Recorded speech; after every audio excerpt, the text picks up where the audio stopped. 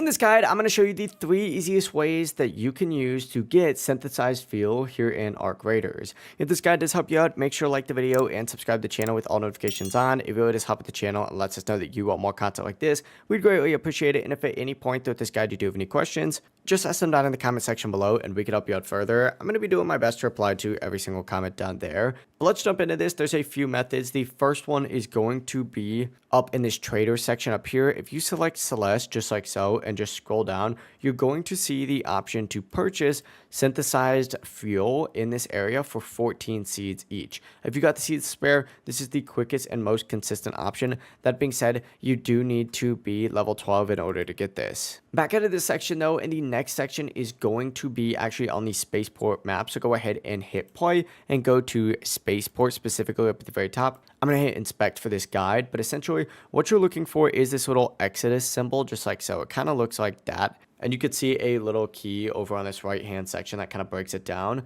This spot, and really any spots like this, but specifically the rocket assembly area, has a high concentration of synthesized fuel containers. So make sure you loot everything while you're there. It is by far one of the best farming zones in the game for this resource. Now, on top of, just going to this area, you can also just look around the map and find synthesized fuel near cars and vehicles on different maps. It's not that common. It's not as common as the Spaceport farm method, but you can still find a few while exploring, looting, and running missions, especially in areas that have an Exodus symbol. But yeah, it really is as simple as that. If you guys do have any questions, ask them down in the comment section below, and we can help you out further. I'm going to be doing my best to reply to every single comment down there. Make sure to like the video and subscribe to the channel with all notifications on as well. If this did help you out, it really does help us out and lets us know that you want more content like this. We'd greatly appreciate it. Have a great rest of your day, though. Peace.